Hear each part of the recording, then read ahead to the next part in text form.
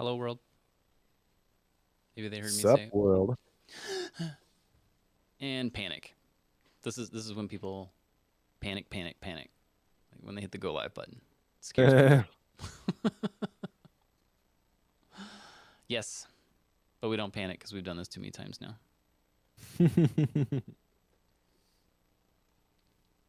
So we were fussing with Mike's camera before we hit the button. What was it? Detail you were fussing with? Detail. I don't know what. Gamma or so? I don't know what you were doing. Oh, yeah, lift gamma gain, and then I was just messing with my key lights prior to. 42. Hi Blake. But yeah, I've got a different webcam setup, which actually looks way better looking at the YouTube live one. Like I'm framed much more like you are now. The other one was zoomed way Yeah. in. Yeah. Wait, what I shoot for is eyes at the top. You know the rule of thirds. Eyes at top third. That's what I shoot Mhm. for. So if I've got my eyes on the camera itself has the grid on it. So I try to put my eyes at that top one. Gotcha. That's what I do. But everybody's got Yeah, their so own style I'm that they're after. standing up. I feel like, hold on, there. Oh yeah, there you That's go. See, pretty mine's close. set for me to be in my stool. Like if I stand up, it doesn't work.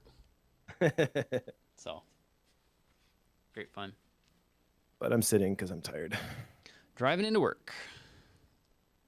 Oh, unplugged my headphones. He can't hear me. Now I can. Oh, dang it. So let's say mean things anymore. You know me. Lots of mean things said all the time. It's what I do. Say mean things. Adelaide does this thing. There's certain words she just can't really say quite yet, but for like watching a cartoon or something and there's a villain that comes on, she goes, "He's a joke." I knew I liked her. He's a joke. Rose used to not be able to say buffalo. Buffalo or basketball. Those were the words that she wanted to say them very badly, but could not for the life of her get them out. So when she'd say buffalo, it was butchafoo, is how that one came out. And then basketball was bocce ball, I think is how it came Uh, out. It was like, wait, that's a thing. So yeah. So Adelaide's favorite thing in the entire world is marshmallows, but she can't say it, so she calls them farm fellows. farm fellows. That's good. That's good. I like it. Figured you'd appreciate that. Good job, Martin. You guessed it.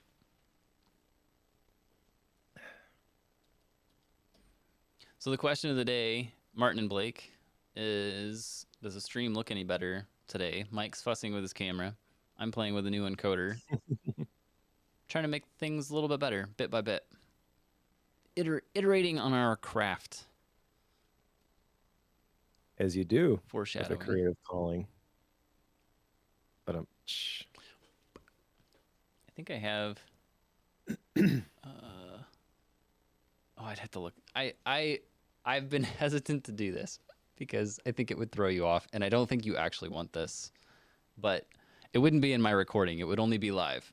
Okay, so I'll preface things with that. But I've got the Rodecaster Pro. There are sound effect buttons here, so I can just hit buttons. Yeah, we're not I recording want to yet. hear. You probably can't hear that, Mike, Nope. because I'm not giving it to you. So it's like the laughing thing. Super fun. Anyway, I could probably rig that up to where you could hear it, but right now it doesn't go there. But So you get to live out your dream of being a FM radio jockey? I guess I've really thought about setting up the bell thing to where I could just hit that There because you that go. would be way faster than me hitting the other bell, which in the midst of all this move, I don't even know where it landed. I keep it around, but it's not there. Hi, Carol. Bit by bit. Nice, Blake. And thanks, But Martin. shh. I do have a fender on the wall. That fender has been there the entire time, Martin, but my video gets cropped from the view that I see to the view that is sent to YouTube. That is a 2003 Eric Clapton Signature Series Strat, which I absolutely love. As you should. Still want to get a what are they called? A thin line Telecaster at some point. Okay. The ones that have the F hole in them, so they have a little bit of an acoustic vibe to it. Okay. I was wanting to get like a really good acoustic electric. Fender actually makes like an acoustic guitar that has a tele pickup. Mm-hmm. But it's like $2,000, and I went to the local guitar store, and the guy's like, "Nah, man, that's a ripoff. It's not going to sound very good. Here's what you do: you find a thin line telly, you bring it in here. I'll put a Fishman acoustic pickup on it for you, and then you'll be able to switch between them, and it'll sound awesome no matter what you want to do." Okay. All right. So that's why I was like, wait, hold up. I was trying to like run through my brain. It's like, how does that work? Okay, now I'm with you. Not a guitar person, but I know enough about him to know kind of sort of what that means. Yeah, welcome to Guitar Corner. He said that most acoustic electrics have the same, how do you say it, piezo pickup. Okay. But then they run it through an onboard amp, and that's why the onboard amp for the acoustic part is usually pretty junky. Okay. So he already like modified one of my guitars and took out the onboard amp for an old Chet Atkins acoustic that I have, and I bought a DI box which acts as like an offboard Mm-hmm. preamp, but it's a really nice one. Okay. And so when I plugged that guitar in through that thing after he disabled the one that came with the guitar, I'm like, holy cow, this sounds amazing. Somebody gave me a new guitar. Is it a Roland? Exactly. What is It was, the? I mean, the guitar it's a black, like thin body acoustic, or it's like a solid body acoustic. Okay. So it has like this kind of country twang to it a little bit. And it's just a unique sound. And the guitar was like $300 or something. And I looked at like the stuff modifications you could do to it. There's people who, because it's the guitar that Dave Matthews used to play back in the day, but he did a bunch of custom work to it, so put better pickups and stuff in it. And basically, like I got that through a DI box. Yep. Which I can use for my violin as well. So. Is it a Pro DI? What is it? Yes, that's exactly it. Those are the only ones you should ever own. Yep. Right. We've got. At the church, I think I've got 8 of them. There's, I think, 3 actives and 5 passives that I've got. Depending on who you are and what sound you're after dictates the active versus passive, plus if it needs power or not. But that's a whole different thing altogether. You hear the wind? Mm-hmm. I thought that was like people walking around in your church. That is wind. Behind your door, completely ignoring your sign that I'm recording. It's up. And actually, I think almost everybody's gone today. Even like my boss, who's usually the one that makes things loud out here, is gone today. So from that stance, it should be good from a background sound. But then weather decided to be weather. I can't do anything about that one. Right. Cool. Well, you want to do this? Let's do it. Okay. Guess I got to count us down then, don't I? You do. You're in charge. I just follow the leader. All right. So audio hijack has been weird for me, and I'm actually, well, I'll use it. I'm not going to count on this, though. Do you use audio hijack when you record? No. You've got the Rodecaster that you probably record through, right? I record 3 different ways. So I record into Adobe Audition directly, which is what I normally use and send to you.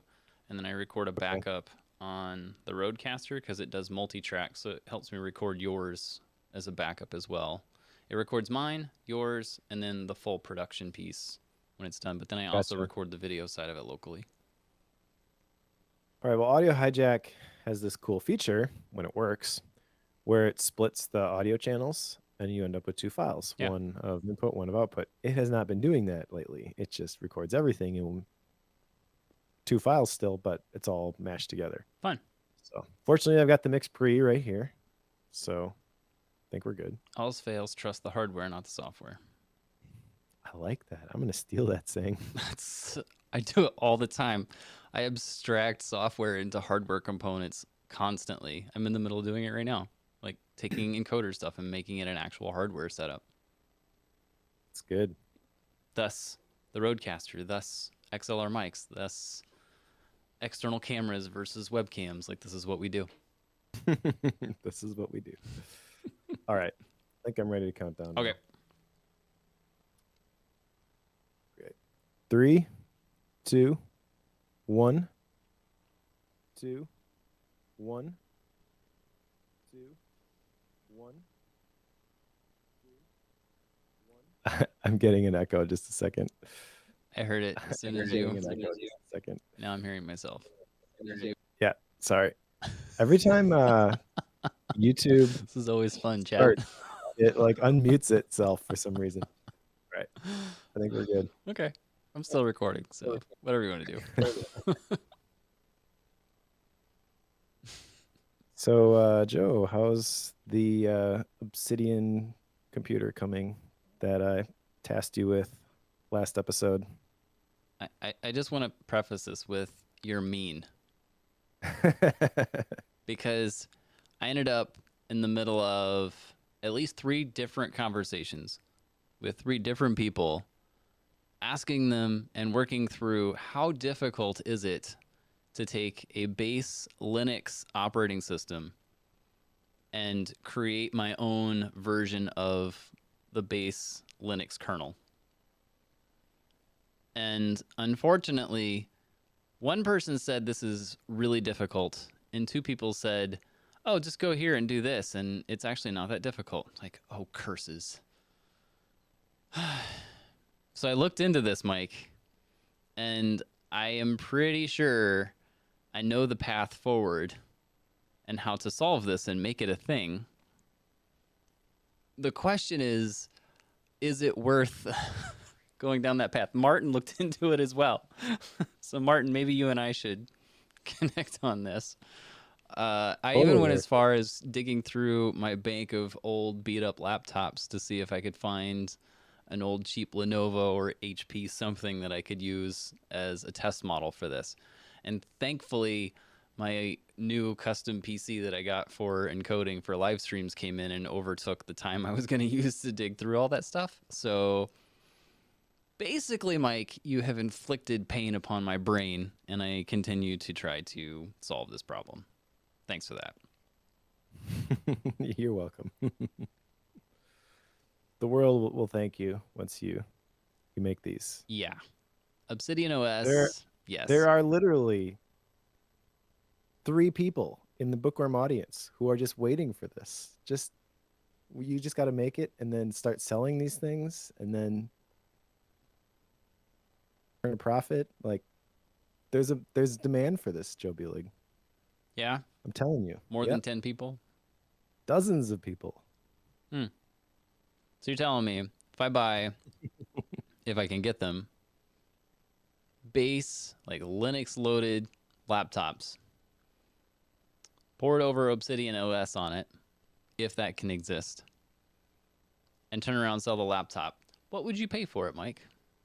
Good question. I don't know. Probably a couple $100. Because see, I think that would mean there's like no margin in it. just gonna say that. Now, if it was something that you could make available and people who know how to load an operating system onto a computer know that it is not difficult at all. And if you're willing to do that, just doing the software side of it is actually not too far out of the question. The hardware side of it gets to be a whole different game. Sure. So, Well, I'm gonna talk to Martin. We'll start up a Kickstarter. okay. Well, All right. something. This thing needs to exist. To answer your question, Martin, probably Debian would be the Linux distro to start with. From what I'm reading and following, that's probably the one that you build off of. What's Obsidian? You guys are funny. Well, we won't go that far down the rabbit hole. Let's go to follow up. And were you curious these last 2 weeks, Joby League? I see what you did there. I have done my best to use that simple, whatever you want to call it, sound effect in my life, and it is strange how powerful that is. It's so weird. Like whenever something is going on and I'm not sure why I made the bad choice that I did, if I audibly make that sound, it like forces your brain to go into problem solving mode. And it's so weird. And I feel like that's one little tiny trick that was worth the price of the book last time. I know I wasn't a huge fan of it, but I found great value in it. I'm going to attempt to continue this. And I know this was something that you were going to do. Have you done this? I've done it just occasionally, though. It hasn't turned into like a big practice for me. But the comment that you made about that one thing being worth the price of the book previously, that got me thinking about all of the books that we have not liked over the years. Yes. And my son, Toby, who edits the podcast, he has been going through the backlog. And every once in a while, I'll come home and he'll say something about an episode that he listened to, and he just listened to it. I have no idea because that was years ago. Yeah. At this point. Like yesterday, it was, wow, you really didn't like Zen and the Art of Motorcycle Maintenance. Love it. It's like, I could tell you were really fired up in that one. Like, Yeah. yeah, I was. It's fun that he can pick that out too. Yep. So I think I've completed this once in a while, like occasionally, but it's not like a practice or anything. Sounds like maybe yours is more of a practice. I don't know that I would say that. I have done it maybe over the last 2 weeks. Well, not even, maybe over the last week or so. I've probably done it 3 or 4 times. Whenever something has struck me as something that I'm doing something I don't like that I do, why? Like, whenever I notice that, that's whenever I would do it. But it's not something, it's definitely not daily and not multiple times a day by any means. But yes. Sure. Okay. Well, that is it for follow-up. So I guess we can get into today's book. Start the fun part. Yeah, so today's book is Creative Calling by Chase Jarvis, the founder of Instagram before Instagram. That's fair. He tells some pretty crazy stories. I had no idea, honestly, who he was when I picked up this book.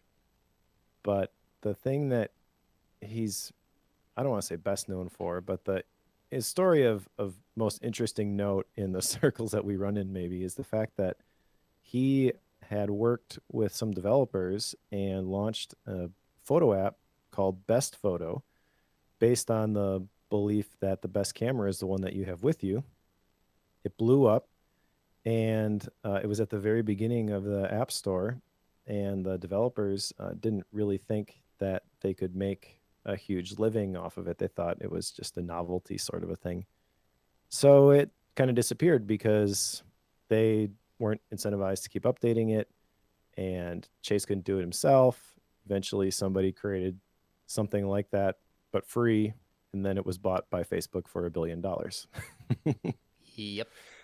And so he's got this like big what if, which, man, I props to him for getting past that one.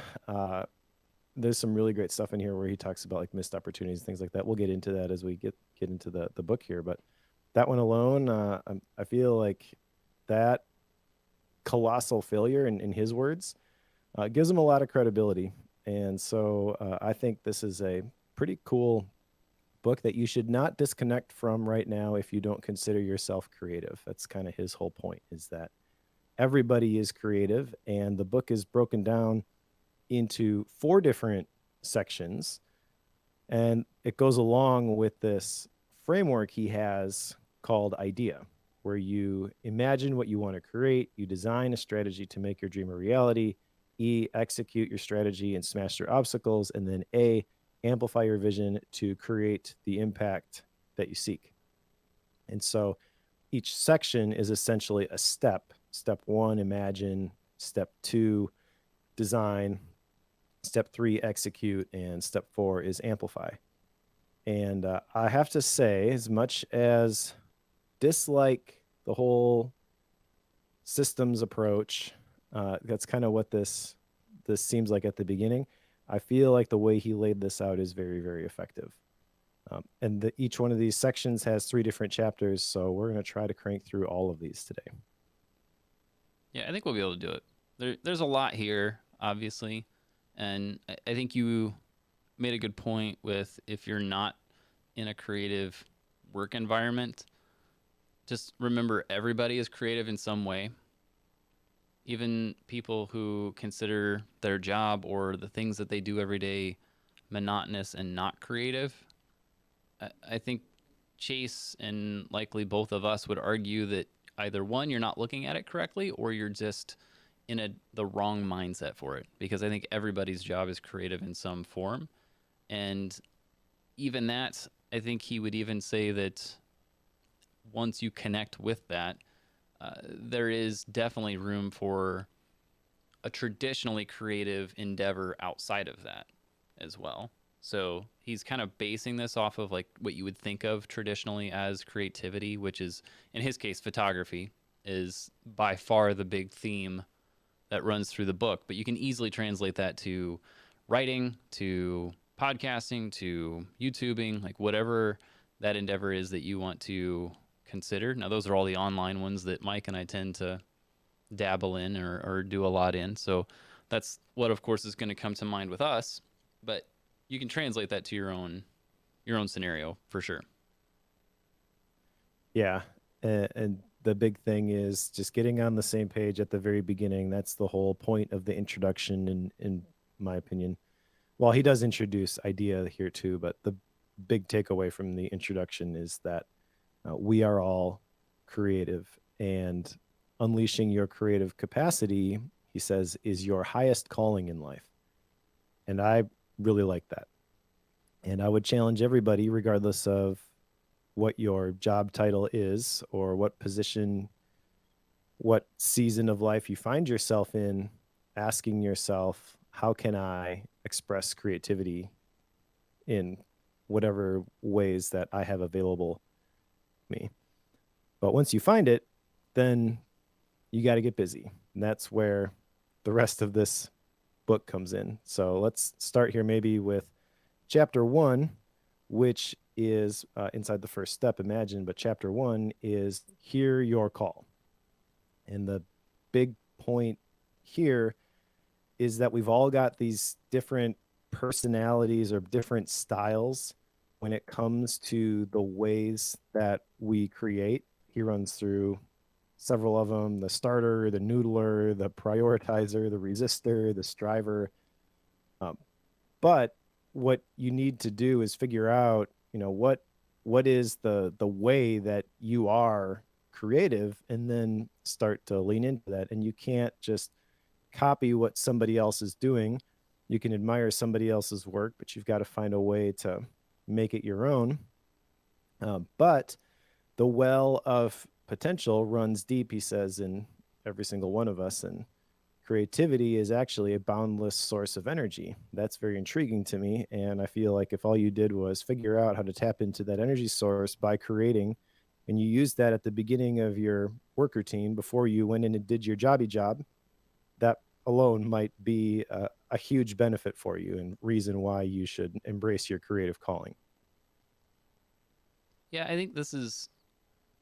And he gets into this a little bit later, for some like watch outs and such. But I think that this is a thing where if you're willing to set aside like the consumption habits that we all have, like it is way easier to come home from work, turn on a TV and watch a basketball game, or goof on Instagram Reels, or watch YouTube Shorts endlessly. Like it's easy to do those things, but you're a lot more fulfilled if you're willing to flip that table and go from consumption to creation. And you hear that people, people talk about that a lot, like create before you consume. And there's a lot of energy that can come from that. And I know that sounds a little bit frou-frou, a little weird, philosophical and stuff, but it's not wrong.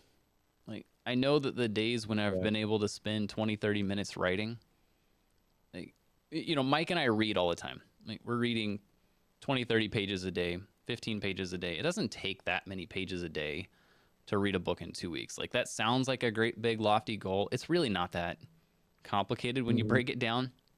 But if you were to spend 15, 20 minutes creating something, there's something about that that makes the rest of the day go really well. Like if you do that first thing in the morning, there's just something that makes the whole day significantly better. And I think paying attention to that and just listening for that is a big part of this whole process.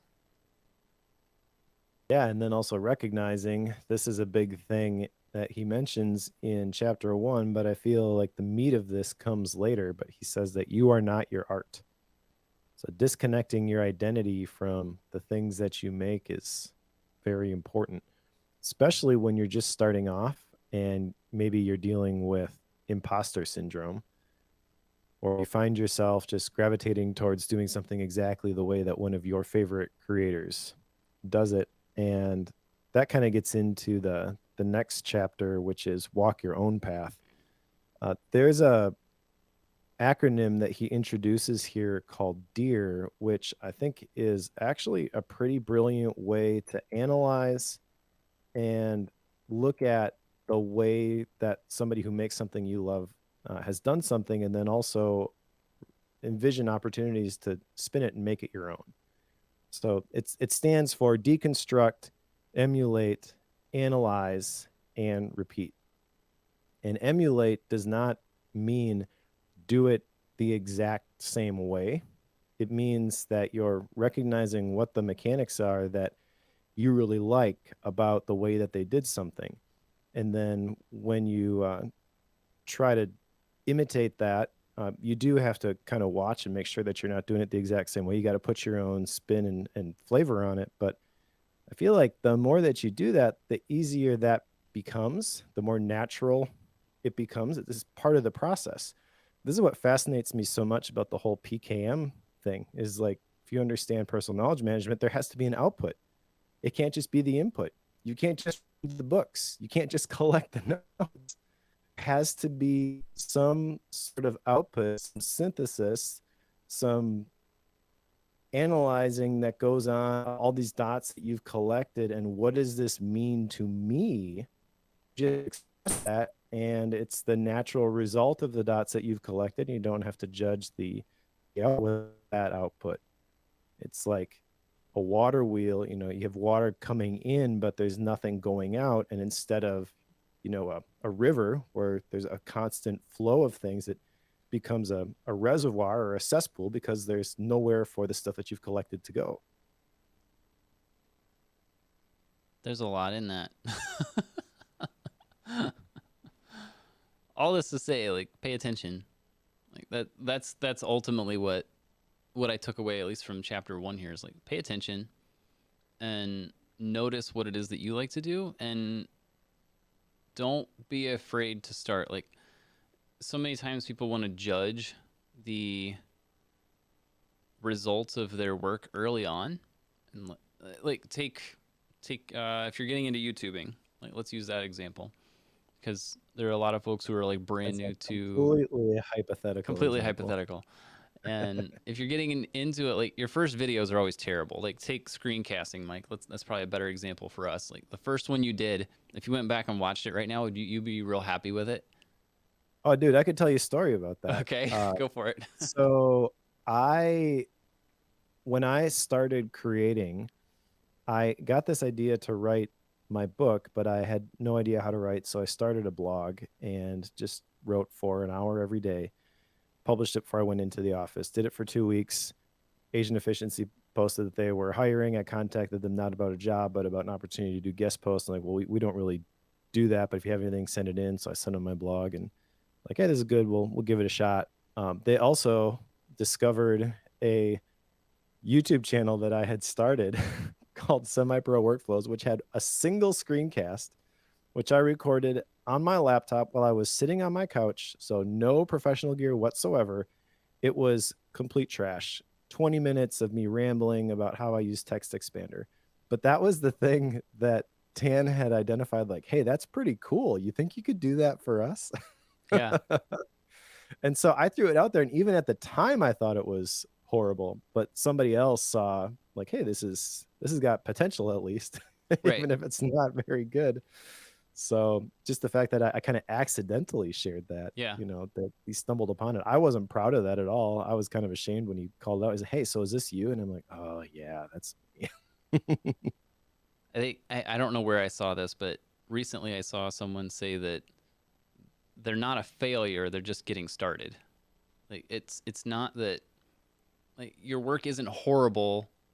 It's just like you're starting the process of getting good at it. Like that's really what it is. But you have to be okay with it being actually terrible to start with, because it's gonna be when you first start. Like if you were to pick up a like if I were to find somebody who has never talked in front of a microphone and try to podcast with them, I'm sure you've done this. It's almost painful unless they're an extrovert and they just talk to people all the time and they can ignore the microphone, which is like nobody when it's the first time they're doing it. It's like Yeah. painful to get people to podcast with you the first time. But at this point, like a lot of people are familiar with microphones and recording things because people record Zoom and such all the time. So like people are kind of used to that just in general. So it's not as common, but still, like your first one's always terrible. I don't know how I got on this. Crappy first drafts. Yes, Going back to what was that book by Anne Lamott that we read? bird by Bird bird. by Bird? Yeah. I'm gonna put that in the show notes here.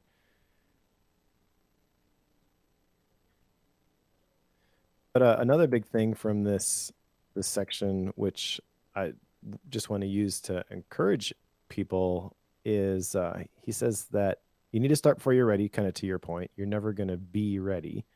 And he says the risky path is playing it safe. Insecurity and discomfort are integral to the growth process. And he makes this comment that this is the riskiest time in history to play it safe. And I agree with that because we have all of these tools available to us. It doesn't matter. It could be podcasting, it could be blogging, it could be YouTube, it could be TikTok, it could be the next platform which hasn't been invented yet. There's going to be a whole bunch of things which one of those just might click for you and it might completely change your world. But you will never know that unless you put yourself out there. That's not something you can discover through reason and through logic. You kind of just have to do it and see how it feels. He talks a lot about intuition actually in this book, which I think is pretty cool. But just make stuff, fail fast, like just get it out there and see what happens. Because I think there has never been a greater opportunity for creatives to find their niche and build a tribe or build an audience and make their art and be supported for it.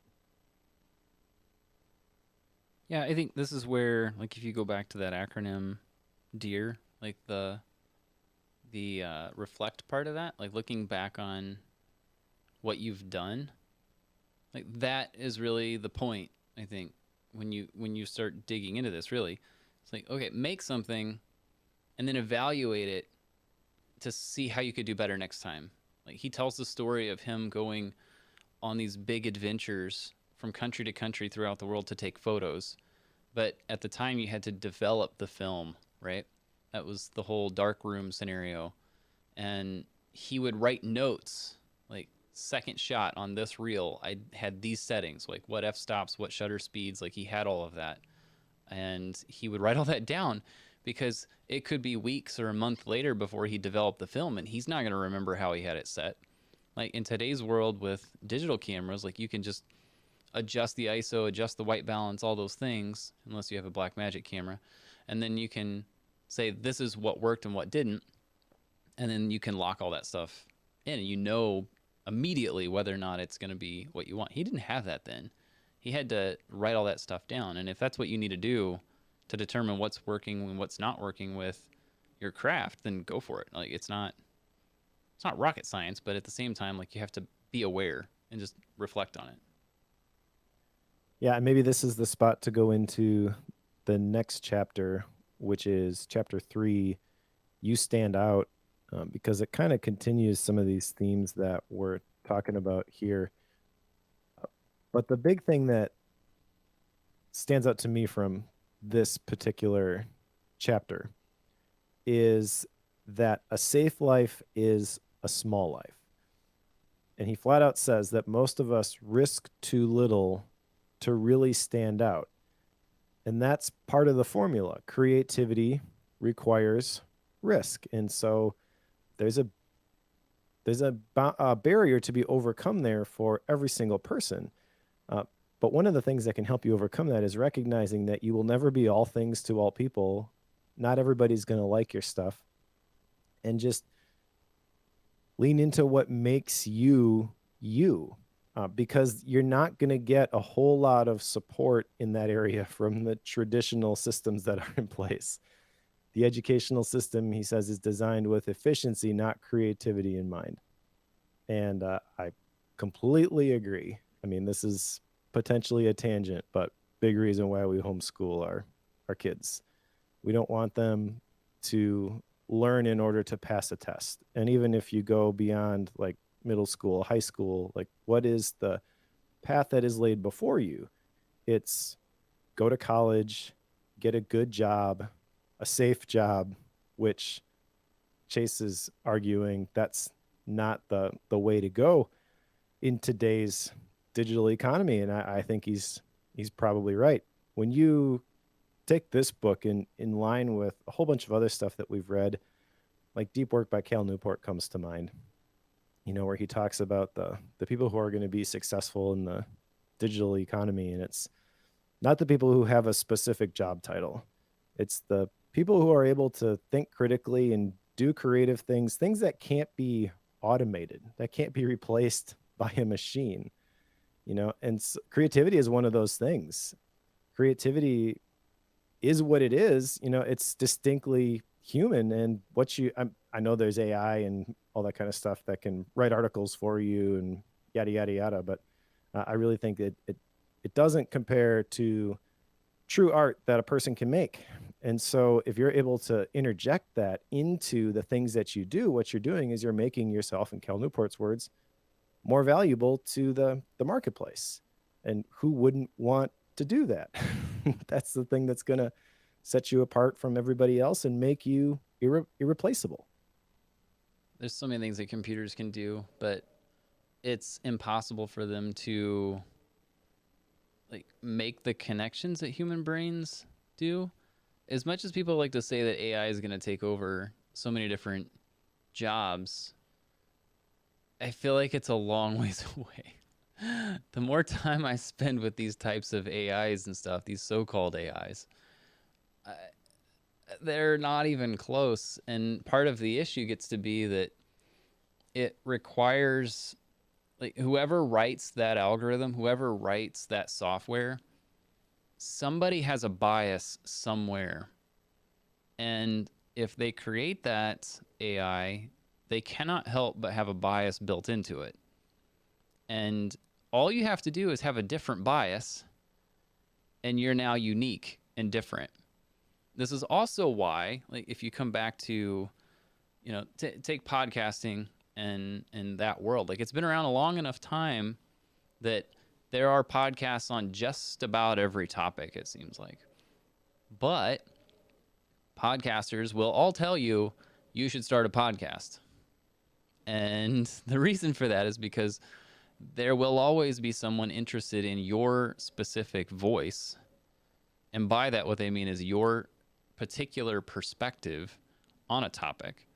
Like, I know that there are many people who listen to the things I say in the videos. I watch the videos and read the articles. Like, I know there are a lot of people who do that because they know I come from a farming background, which is a bit weird to me. But they know that that's kind of a down-to-earth, blue-collar world that I come from. And I know that there are people that, resonate with that. And I definitely have strong farm roots. Even a couple weeks ago, I had somebody that was bringing things, or it wasn't even that long ago, was bringing some stuff to store in our back shed. And I walked back there in leather boots and torn jeans and like my John Deere ball cap that's all shredded. Like, that's what I'm wearing. Like, I've never seen you wear anything other than a button up, Joe. Like, sorry, this when you get Joe down to the raw who he is, like, this is kind of what comes out. Apologies for that. Yeehaw. It's not far off. No cowboy hat, but we're not too far from it. All right, so let's go into the next section here, and let's start in chapter 4, which is develop your systems. This is the part of the book that I didn't really care for. I understand the larger point he's making. I gotta say that because creativity is a formula, I believe. And so what he's saying is put yourself in a position where you can create consistently. Results come from establishing a consistent creative practice. And so that's really what this chapter is about. There's creativity zappers, creativity boosters, which is a summary of all the productivity advice that you have ever heard. And he's got this triangle thing here, which kind of shows, I forget what this is called, but he's got a name for this. Creative pyramid. That's what it is. Yep. Thank you. So at the bottom, you've got the mindset. That's the foundation of achievement and fulfillment. And then on top of that, you've got habits, which are behaviors that support your vision. And on the top, he's got goals, which is your desired outcomes. I think you could probably take the top of this pyramid off and be just fine. And would actually, if I were giving advice to creative people, being someone who has not been insanely successful like he has, I would say, yeah, remove that goals piece. Because if you have a goal of, I'm going to grow my podcast to however many people, chances are you're not. Chances are when you start a YouTube channel, you're not going to end up with 3 million subscribers like Ali Abdaal. You kind of have to catch lightning in a bottle. Now you can work some principles and maybe you're not that successful, but you still are successful, right? So I think you don't really know what this thing is until you try it. But if you frame it as this is my goal, what that is implicitly saying is anything less than that is a failure. And I think that's dangerous. That's not exactly what he's saying here. But if you took this chapter out of context and just looked at this pyramid, I think that's kind of the assumption you would end up at. See, I feel like the pyramid was one of the parts that I liked the most. Okay, explain. Which is why I was like, huh, interesting. Mike didn't like this. That's totally backwards from what I thought you were going to say. But, like, to me, like, we talk about habits all the time, right? It's one of our favorite pet topics.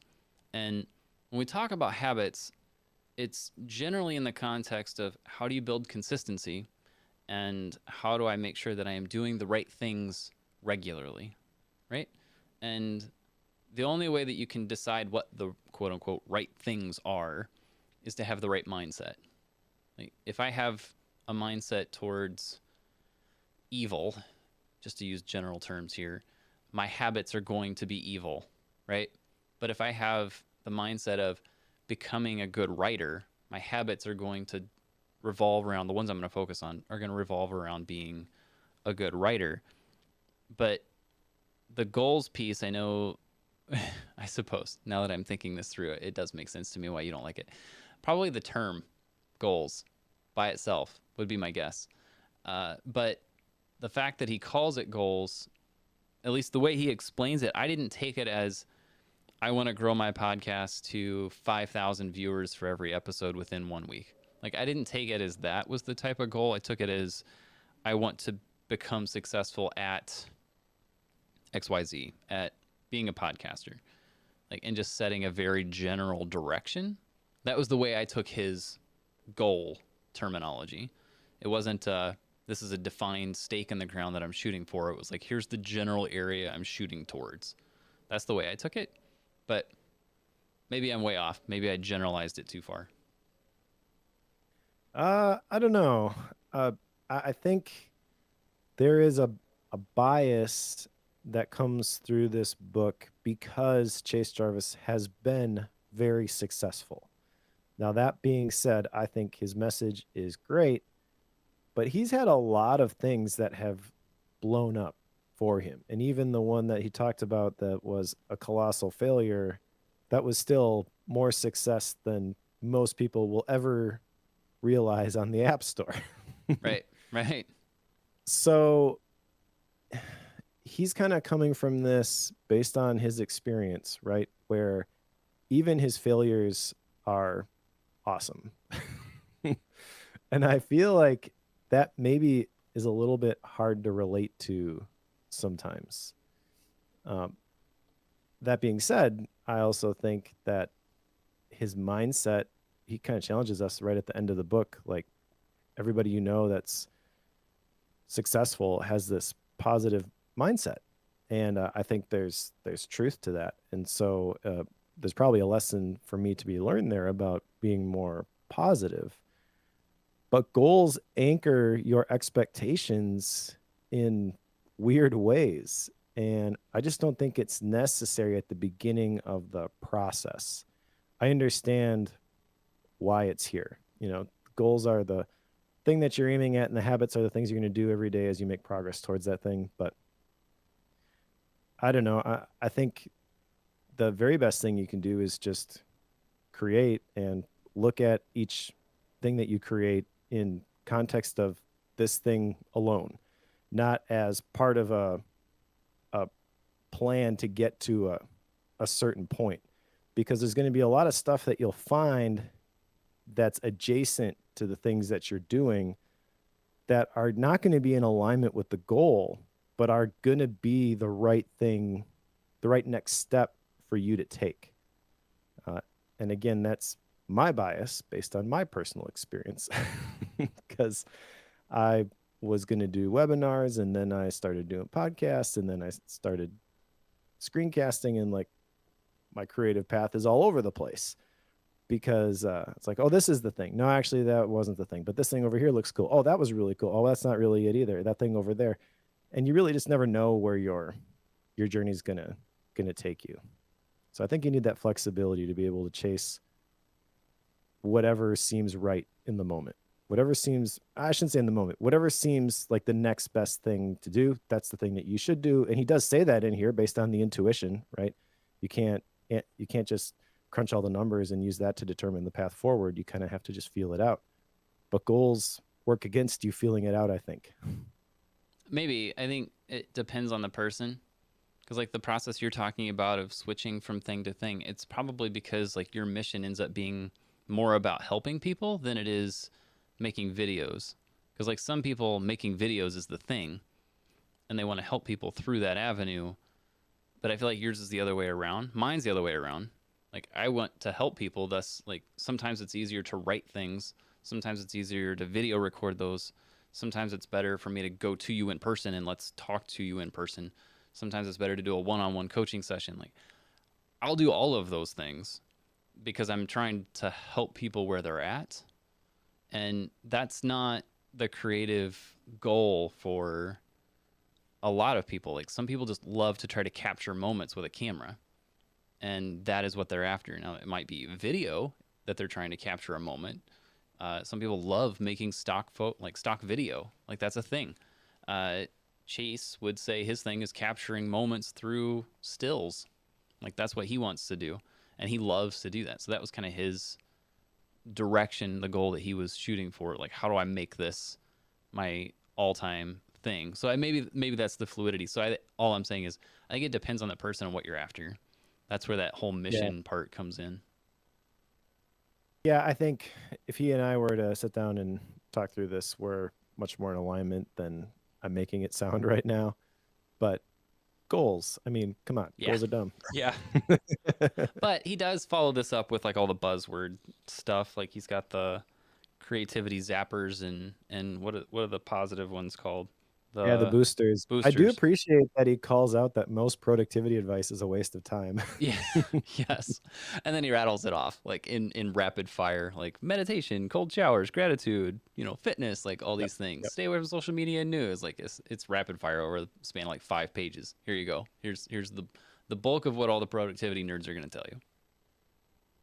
Yeah, but again, like this fits in the line of everything that is in this book because this is kind of necessary before you get into the next chapter. So let's go there actually. Chapter 5 is make your space. And so if you're going to go into this without the list of the zappers and boosters, this is a complicated chapter. But if you recognize that there are things that you can do, just little things throughout your day that are going to boost your creativity, and you avoid the things that are going to zap your creativity, this feels much more approachable now to create a regular creative practice, which is what he's calling you to do in chapter 5. In fact, that's one of the 2 action items that I had from this book was from this chapter, which was identify when I'm going to create. I want to map out my ideal week and figure out what are the hours that I have available to me around all the stuff that I do with the day job where I can work on my own art. And by the way, that's something that we should probably talk about at some point. I read a Derek Sivers essay. I think it was part of Heck Yeah or No, but he talked about your work and your art. And I really attached to that essay. And what he talks about is you want to have a job which is going to take care of your needs, and that frees you up to make your art and not worry about making it commercially viable. And when I read that, I was like, yes, that makes a ton of sense to me. Now, that doesn't mean that you're not going to accept any sort of financial gain from any of the things that you've made, but there isn't the pressure for those things to feed your family. And I've noticed that like when your art becomes a job, it changes the way that you approach it. It doesn't have to necessarily steal the joy from it, but there's the potential for that where it's like, oh, this is something I have to do instead of something that I want to do. Right. So going into this chapter and based off of, that essay, and I was like, yes, that's the thing for me. I'm going to design my life around that essentially. I want to identify the time that I'm going to create. And the big thing he's talking about here is that you've got to show up every day. In fact, he says the times when you're stressed, those are the times when it's important to stick to the schedule. Very a la James Clear, never miss twice sort of a thing. The bad workouts are the most important ones. That's kind of what this is about. And there's a whole bunch of stuff in here about establishing your workspace, finding and creating a schedule, not letting the lack of ideal conditions stop you. And I kind of feel like I wish I had read this several years ago because at this point I don't really have any my studio and my office setup. Like I have all the tools that I need in order to create the stuff, but it's been a long time coming. And I feel like several years ago, I could have used the advice of don't worry about getting the right gear, just start making things. And his whole story is that, I mean, he was a professional photographer and he just starts taking pictures with his crummy iPhone camera, you know, and he's like, this is amazing. And he becomes the mobile photography guy. You know, if anybody has the credibility to say, like, don't worry about the tools, it's Chase Jarvis. Right. Yeah, I watched a. This is very telling. If you know the name Harris Heller, I I got into watching his YouTube videos for a while because he was talking about gear and like making videos for YouTube and such. Like he was talking about that sort of thing, and he kept like having these conversations with his audience. He did some live streams and stuff, and was talking about how the tools don't matter. Like focus on your idea and use what you have when you're first starting, and then if you earn money from it, take that money not to buy the gear you really want, but to buy whatever it is that would take your thing to the next level, whether that's graphics or a brand, a website, like whatever that is. That's what he would encourage you to do. Well, he got finished with one of these videos where he was explaining all of this, and it was really well done. And he got to the end, he's like, just to prove to you that I practice what I preach, this entire video was shot and edited on my phone. And like I could have swore he was on some top end. He's got 5 or 6 DSLRs that are mirrorless. He's got a Blackmagic camera that's like the 6K thing. Like he's got all these fancy lenses and stuff. And he shot that thing on his phone, and I did not know it. So it doesn't always matter. Like if you have a phone in your pocket, there's a good chance that it will do almost anything that you can think of when it comes to the creativity world. But you just have to be willing to use it for that if that's what you want to do. Now, obviously, if you're a painter, your phone's not going to do too well with that. I don't recommend taking oil paints to your phone. Not a recommended task I would put on your table. Fair enough. I found the link to that essay. I'm going to paste it in the show notes here. Okay. This is really good. And basically, yeah, the lifestyle, the happiest people he knows, he says, they have a well-paying job, and then they seriously pursue their art for love, not for money. And I feel like that is very much in line with what Chase Jarvis would tell you, but then he's had commercial success as well. So. Right. Yeah, and it is true. Like I know I've done like code projects and website projects as a job before, and I love building those things. It takes all the fun out of it when it's like required for my income. Like it's just not something I like doing when I need it to work and I need it to come in. But whenever it's something that I'm going to go do because it's fun, like as an example, my wife and I just launched kind of a local business of sorts called Acorn Ridge. We kind of affectionately refer to our property as Acorn Ridge. So we decided to start doing like cooking classes and such out of our house, and Becky does like leatherworking and stuff. So she just decided to start selling some of that stuff online. And I was like, great. So obviously I'm the web developer, right? So in the span of like 2 days, we had a website up and running, have a store running. Like these are all things like I will gladly do these things and we'll perfect it. But if I was being paid to do that, I'm like, it would always be about how am I going to get the money out of this to pay for my kids' shoes. But when it's something like this, like I love doing it for myself 100% of the time. So anyway, stuff like that, it just changes the game. It totally does.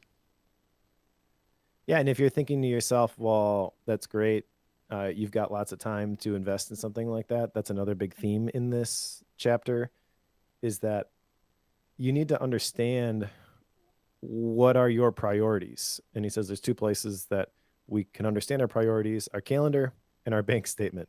What do you spend your time and your money on? And he says that we give away a lot of time to things that don't matter. And I think that's true of everybody I have ever met. So if you say you don't have time for your art, just take stock of where you're wasting your time. Right. And you can find a little bit here or there. You know, spoiler alert, I guess, for my action item. I already started working on this, and I was kind of shocked at how much time I was able to find for creating when it became a priority for me. Yep. But that's kind of the theme here of make your space, right? In chapter 5, it's like, okay, he's not only talking about your workspace, but more the headspace and time space for it. So if you're not setting aside time for it every day, it won't come true. Just spoiler alert there. Yep. And there's another piece to this, which is in the next chapter. So let's go to chapter 6, which is do your best work. Because they say, or he says in this chapter that you just need to do this over and over again. Repetition is the mother of skill, and you don't need a blueprint, just a direction. Because you could have the time to create, and you sit down, you're going to write, and you just stare at the blinking cursor. I've been there. I'm sure you have too, where you're like, okay, I've got the time. I'm going to do the thing. I'm geared. I'm ready to go. And then nothing. Like there's no creative juice flowing. And I don't deal with that a ton. Most of the time, I have too many things bouncing around as ideas, and I can't pick the one I want to work on, which is why this is where my other action item comes from, because he talks about creating the prompt for the next day before you leave. And I think this is kind of genius. This isn't the first time I've heard this idea. There's a very popular blog post that Sean Blanc wrote several years ago on the note. And basically, it's the idea that he would take an index card, put it on his keyboard, and it would have the writing prompt for the next day so that when he came to write, he didn't have to decide. It was right there staring at him. And I want to start doing that, because I'm recognizing that the time that I have to create consistently is going to happen at the very beginning of my day. And so I don't want to get here and then have to figure out, what am I going to write about? What am I going to make? I want it to be ready to go. And I feel like at the end of the day, when I am tired, that's kind of the ideal point for me to just pick something to work on the next day. It's like, who cares? Just pick one. Right. And that's the value in it, is like you get that down, and then the next day you don't have to spend any effort trying to figure out what is the thing that you're going to create. You've already got the prompt, and you just have to follow through and take action on it. I feel like that is going to be very effective for me, but I'll report back. Yeah, I've read Sean's article, The Note. It's been years ago. How old is that? 4 or 5 years old now? It's been a while. And Yeah. like I remember reading that. It's like, oh, that's a great idea. And I did it once, and I've not done it since, because what happens, at least for me, and this is also why I don't plan tomorrow today, because the moment I sit down and start planning what's going to happen tomorrow, I start trying to do it now. Because the moment I write, like I did his note card thing, and I did it once, because what happened was I wrote it on the note card, but then my brain started writing it immediately. It's like, oh, that's an amazing intro. Like, let me write that down quick. 30 minutes later, end of the day. I had a rough draft done and did not leave until I got it out of my head. It's like, nope, I cannot do this. Like, it will not work. And even like people say, time block your day tomorrow, today, like that whole concept, plan tomorrow. What are you going to do tomorrow? Even if it's not time blocked, like I can't do that. I end up going down this whole process of like trying to like, oh, well, that one's only going to take a few minutes. I could just do that now, and then I don't have to worry about it. Like, no, I cannot do these things. Like, that's why when I get to the office, the first thing I do is run through and decide what's going to happen today. And then my brain will take off and start doing those things. It works way better for me. So I cannot do that. I wish I could. It sounds great.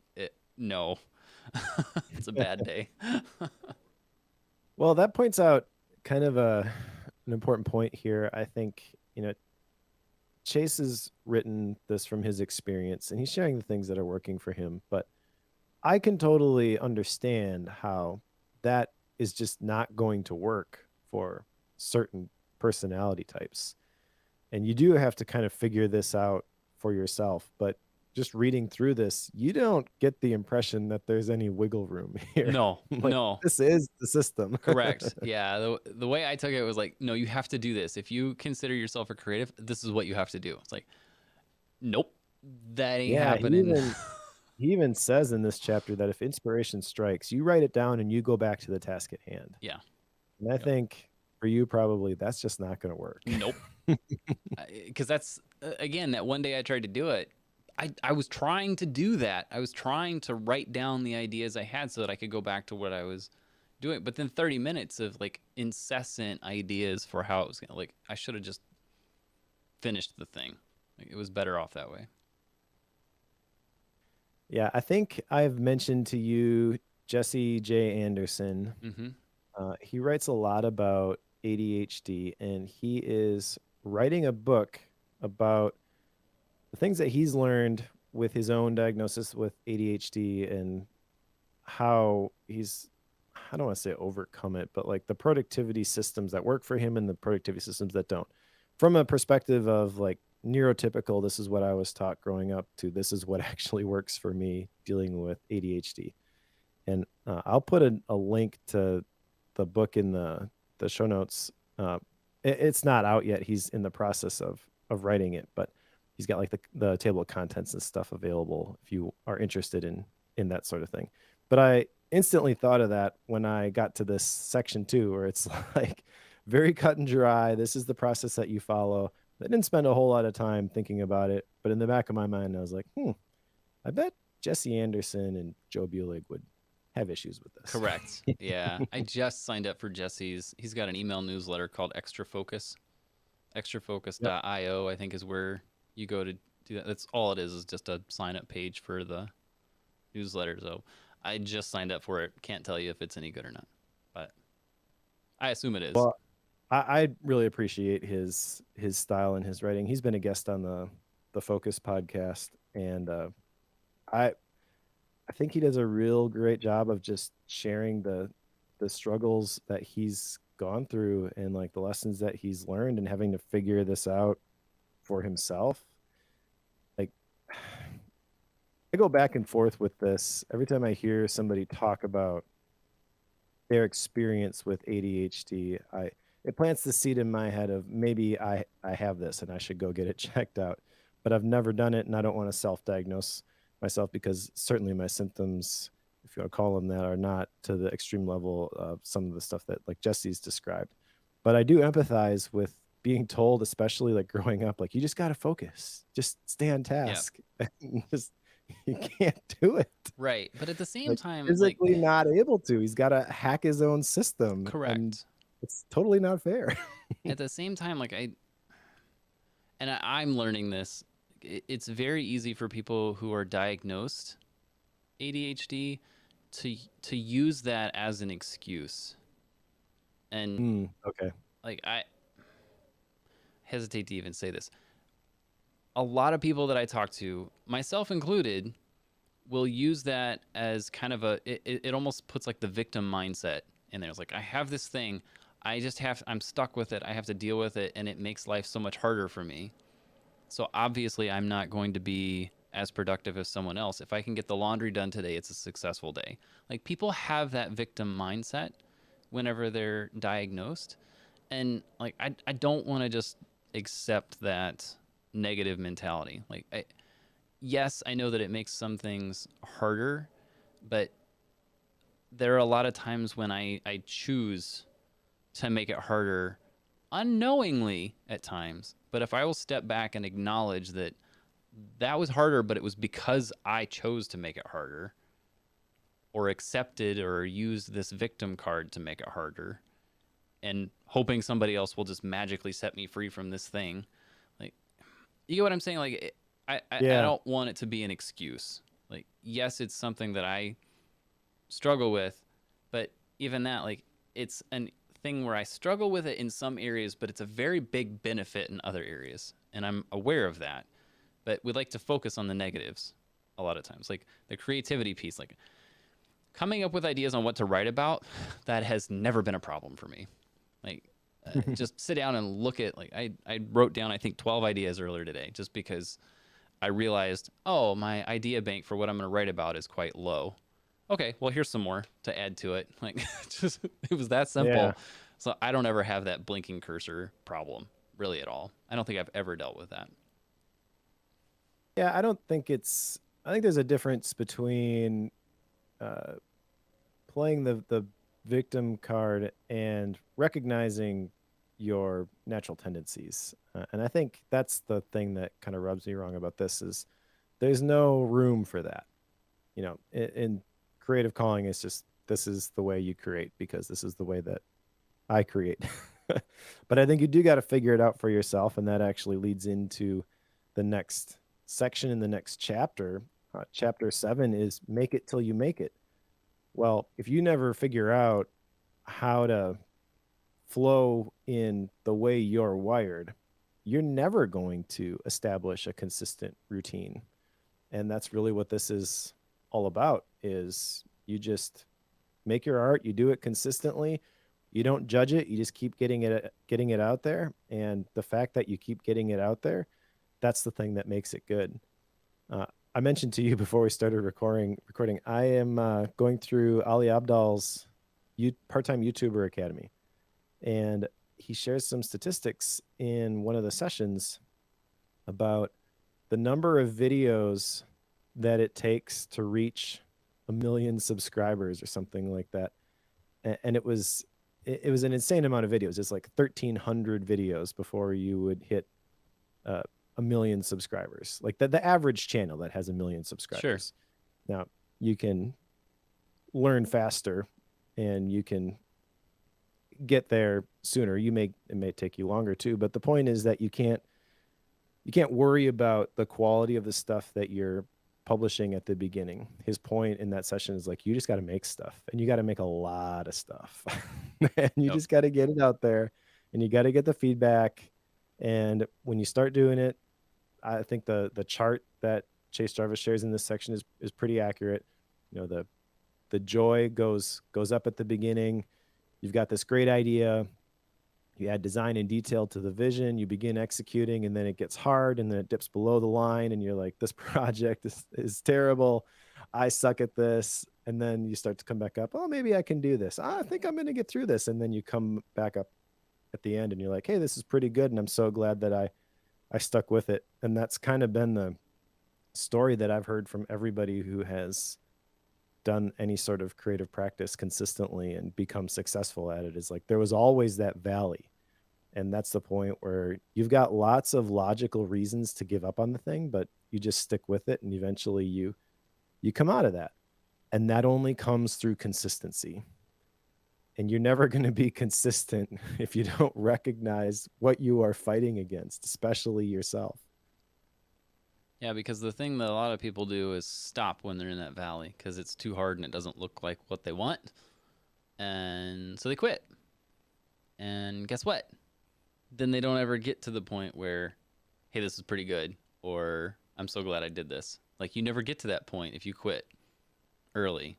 So you have to keep going. I mean, it's the same thing with blogging, right? You know, people tell you, like, when you're first starting, you want to blog a ton, like every day.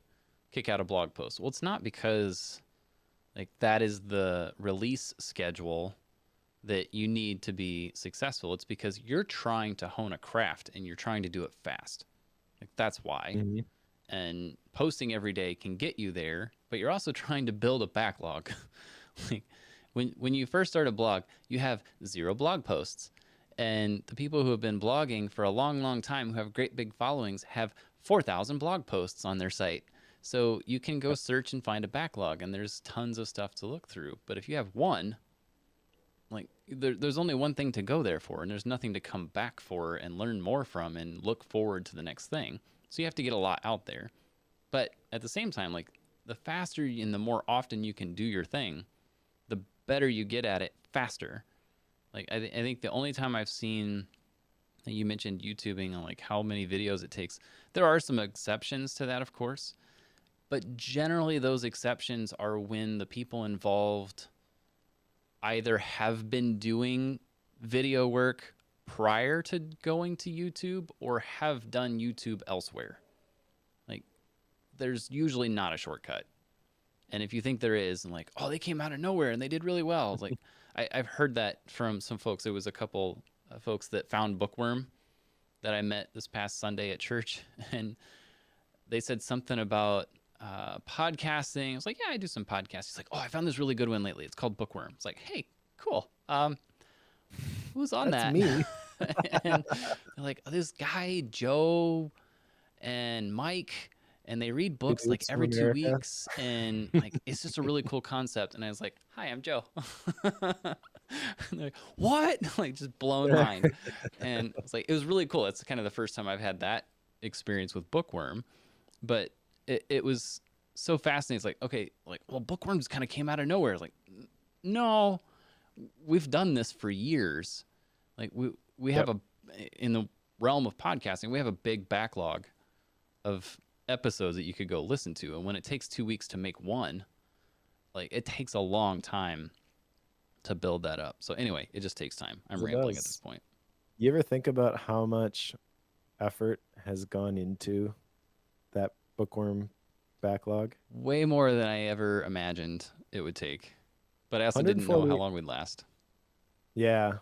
So this is episode 141. Each episode is like an hour and a half times two for two people. Yep. And then to read all the books. And then we have to edit the episodes, publish them. Like it's an insane amount of work. Right. In no world is this quote unquote worth it.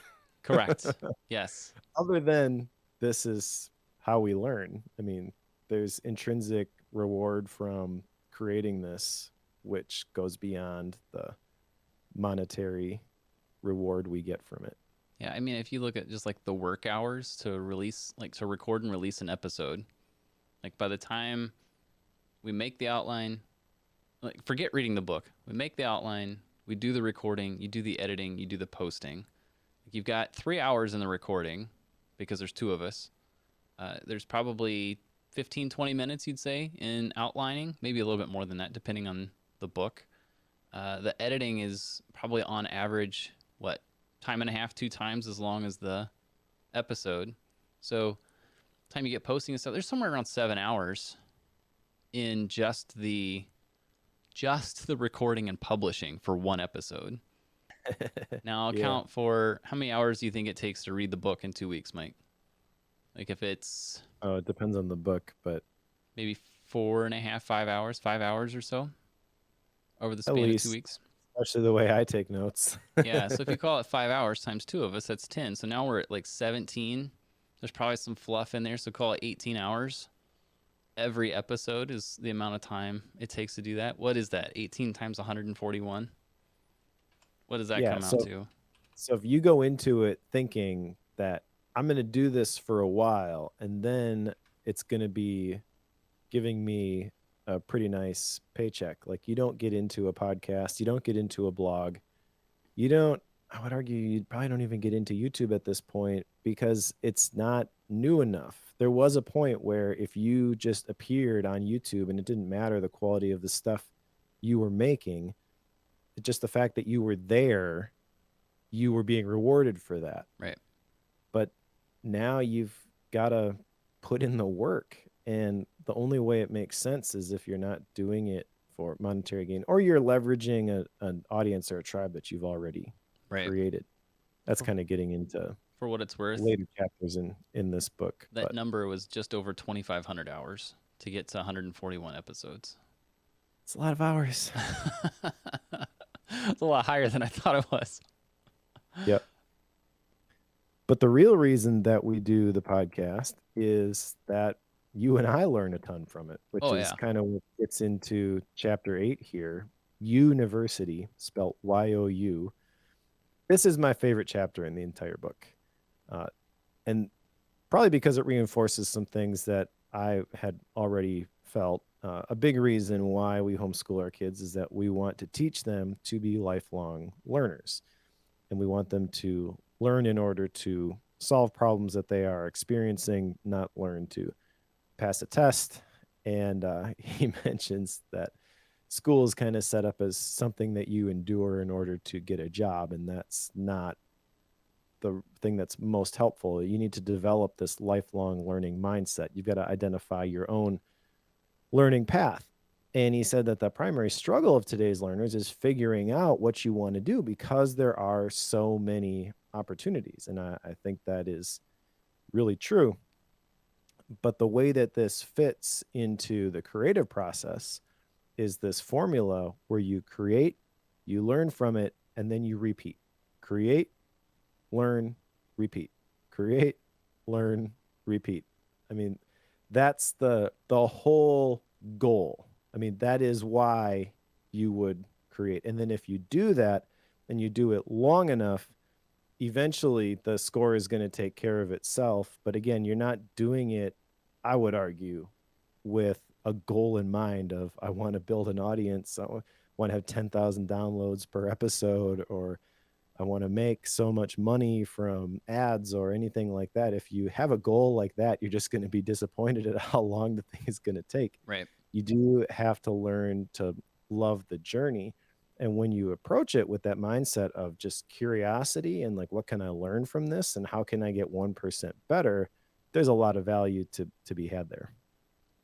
Yes. This is, I think you're right. This is probably one of the most important in the book. And that's because like you have to pay attention to yourself. When do you work best? What gives you the fuel the best? Like, here's an example. Like whenever I want to come up with a whole bunch of ideas for something, if my race car brain hasn't already come up with 45 million of them, then what I do is go look through, like, let's take blogging, for example. If I want blog post ideas and I don't have them, I go cycle through my RSS newsreader, which is NetNewsWire. If you don't use that, you should use that. And I will run through all of my RSS feeds, because what happens is I'll be reading those articles and like, oh, like they do this, but I do something slightly different. And then I'll write down that idea. And then like, oh, 1Password released this. I use that this way. I should write about that. Like all of those things become blog post ideas. If I wanted to come up with screencasting ideas, like, well, go watch some of Mike's screencasts, because surely he's done better than me, so I can find the thing that he didn't talk about that's definitely very developer codey, and he doesn't do that. So I could fill in that area. Like that's what I could do. So like I could take some of what he does and build on it. That's the sort of thing I would do to get those ideas. Use the consumption side of the equation to drive the creativity side of it.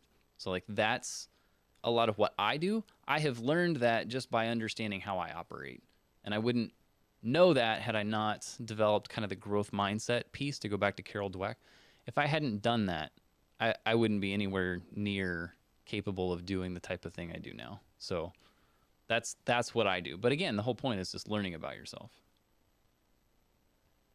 Yeah, learning about yourself, continuing to make your stuff. And then chapter 9 is you must fail to succeed. And the big point here is that even if you're doing everything right, lots of opportunities are going to get away. And this is where you find out all the details about best photo, and your heart kind of breaks for him at that point. Yeah. Because he was totally doing it before Instagram. It was a paid app, but they still had a crazy amount of users. And the developers just decided, the way the contract was written, they were never going to get rich off of this thing, and they just stopped updating it. And then a couple people got together after Best Photo was gone, did what Best Photo was doing. Facebook buys them for $1 billion. Man, that stinks.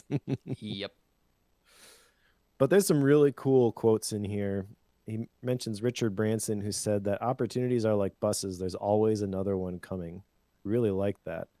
And I want to try to internalize that, because I tend to fall into that category where I beat myself up on missed opportunities. But being able to release those things, I think, is important if you're going to engage with the next one and really make the most of going forward, not living in the past. He also says on page 206 that most great ideas are never realized because we talk ourselves out of them before we even give them a chance. Guilty. Perfect is the enemy of the good. That's not something that is brand new, but if you have perfectionist tendencies like I do, you never get the thing out there because no one's going to like this. It's not good enough. That's my big struggle with YouTube. I look at the people that I like on YouTube and I'm like, they just look so confident in front of the camera, and I don't think I could do that. Even though when I take a step back and I think about it, like, what do you need to do in order to be successful on YouTube? I have the skills. Like the Toastmasters experience is a big thing. Like that's a whole section of Ali Abdal's course, and he's actually making a separate thing, I think, on just like camera confidence.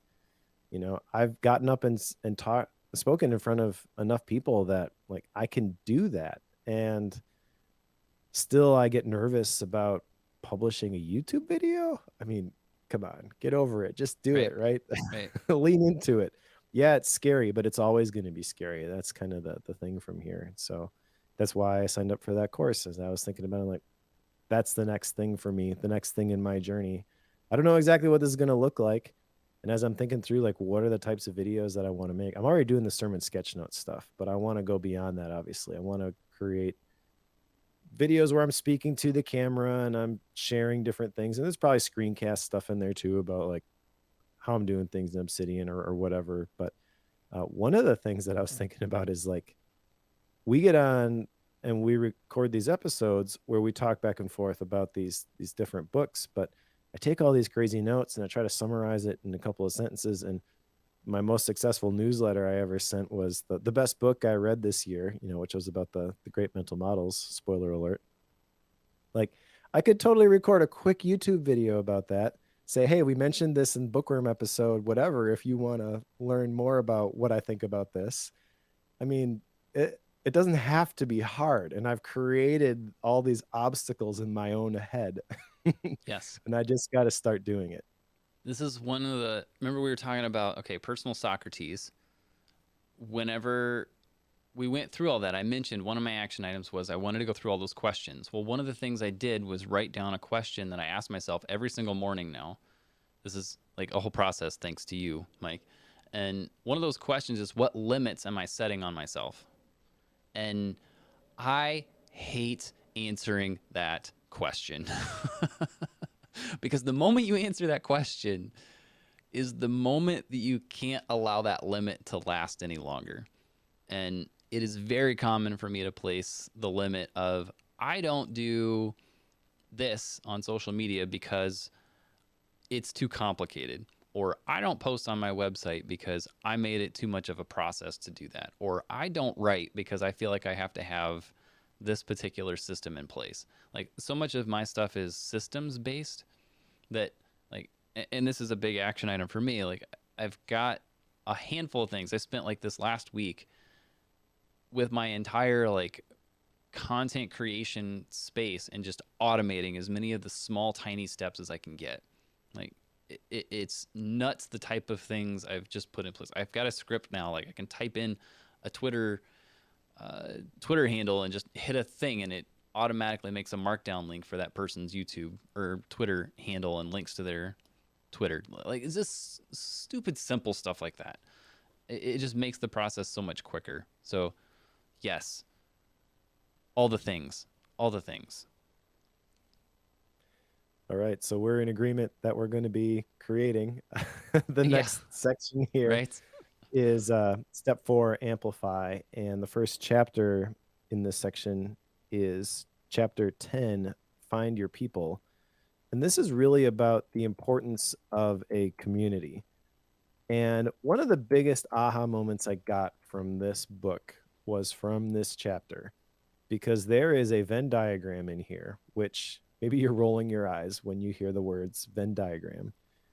But there's a Venn diagram that talks about, in his experience, the craft community, which for him was photography. The focus community is the other circle, and that is for him action sports.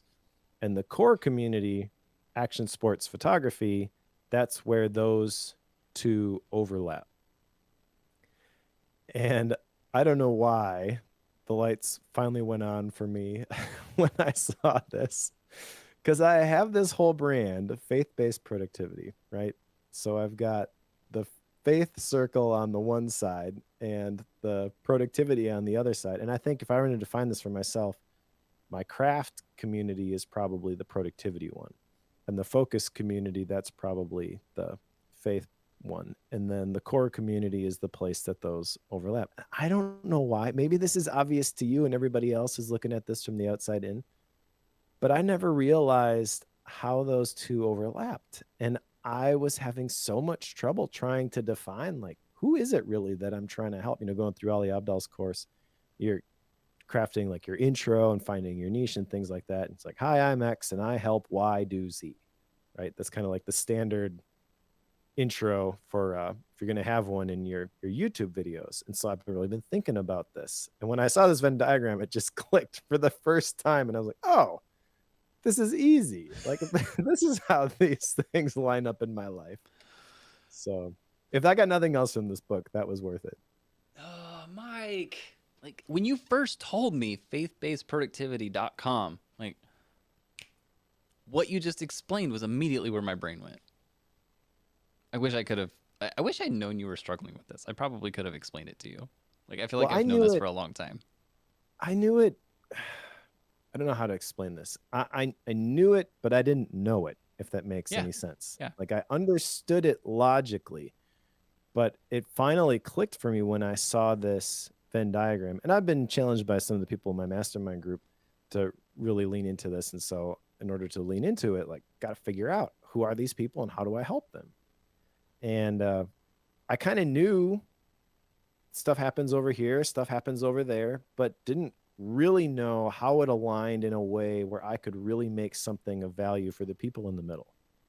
And this was seeing this Venn diagram was kind of when the lights went on and I got excited. It was like, oh, I get it. Yeah.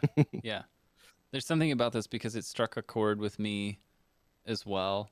Like I know that like I definitely have like the digital space coding, scripting world that I do, but then I've got this like analog Joe thing over here that I haven't done much with in the last I don't even know how many months.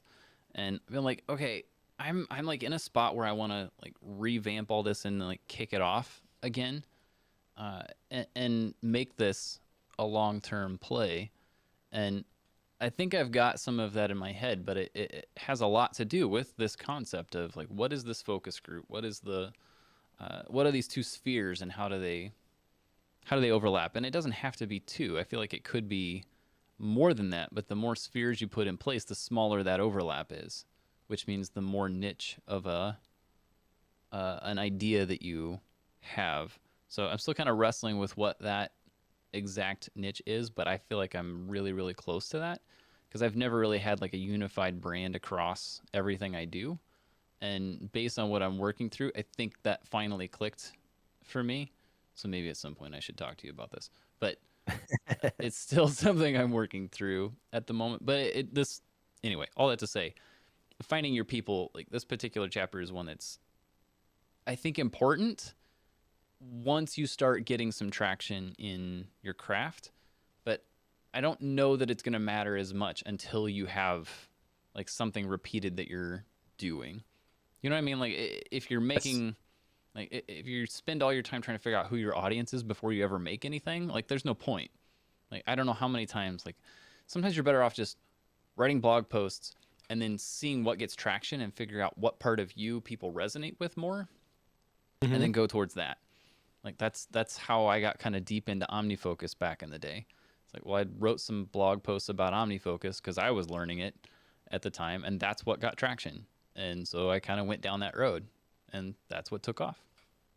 Here we are. Yeah, and that's the thing. In this chapter, he's really just talking about find those craft communities and your focus communities and just hang out there. Right. And this is kind of before you identify that core community. And he says that the way that you become interesting is that you show that you're interested. And so you hang out at the Mac Power Users Forum and the Obsidian Forum and the productivity forums and listen to the podcasts and connect with the people that are in those places. And that's the part, like, I've done that for a while. I understand totally the craft community and the focus community. Like that part clicked with me, but the aha moment for me was like how those two intersected. And that kind of gets into the next chapter. So let's go there now. The next chapter is chapter 11, Build Your Audience. And this is where you lean into the core community there and you find those people who are interested in your work. This is where like all the advice about finding your niche and niching down, like that's what you have to do, but I feel like you can't really do that until you've participated in these other communities for a while and you start to see how these things overlap. This really is the point in the book where it starts to get into some things that are beyond where I'm currently at, I feel like. He says that to succeed, you need an army of people who love what you do. I'm not at that point. I do want to start building that community around faith-based productivity. I recognize that's my core community and just figuring out how I can serve those folks. To sustain your audience, you need to consistently deliver value, charge the trust batteries, all that kind of stuff. And I like the direction that this is forcing me to go from chapter 10, having identified that core community. I feel like the path forward is clear. But I also feel like this is the point where he's talking about things that I have not experienced quite yet. And it gets even worse in chapter 12. I shouldn't say worse. I'm not trying to paint it like this is beyond me and he has nothing else for me at this point. But this is the point where it starts to become more conceptual and less practical in my head. Yes. Yeah, absolutely. Because I feel like the whole find your people bit, like you and I have been at this long enough that like we kind of know that. Like even with Bookworm, we kind of know where that lands. But you get to this and it's like, okay, well now we've got like this big community aspect of it. And I feel like right now in like just culture and society, like we're kind of like as a society trying to make that more of a thing. Like even the Web 3.0 thing, like even that has kind of an homage to this concept. And it's trying to like bring people together and build that communication and connection to people. Like Gary Vee has this nailed, I think. But obviously he's at this a lot longer than been at this sort of thing a lot longer than we have. Because he's really good at connecting with people. Like as much as like we can give Gary grief for the things he does and how insanely energetic the man is, like he's done talks with a phone number that you can text on his shirt. Like he wants to text with you, and if you text him, he will text you back. Like that's what he does. Like he wants to connect with his audience, and that is just at a whole nother level that like I can't even process. And I don't know that Chase is saying go do that. Don't put your phone number on your shirt and walk around. I don't think that's what he's saying. But no. At the same time, like when you're connecting with everybody, like this has now become a great big ordeal, and that's a whole nother level. Like I feel like we could only aspire to hit that point right now anyway. Yeah, and I guess the thing that strikes me from this is that this is going to take a while. There's some good principles here about building that audience, that community. There was a Gap book that I read about building community. I forget what it is now. It was a colorful book. If I can find it, I'll put it in the show notes. But there's lots of little things that you do. You build it like one person at a time. And you just got to stay on your path and not worry about how long it takes. Right. And that's kind of leading into the last chapter here, which is chapter 12, launch. Maybe mistitled chapter here based on like what we just shared. Like this is not something that you just build up to, plan, and then do once. When I hear launch, I think of like Jeff Walker and the product launch formula. That's not what he's talking about here at all. He basically saying like you got to keep doing this. He's got another visual here of a circle where you create, share, promote, cultivate community, and then you just keep going.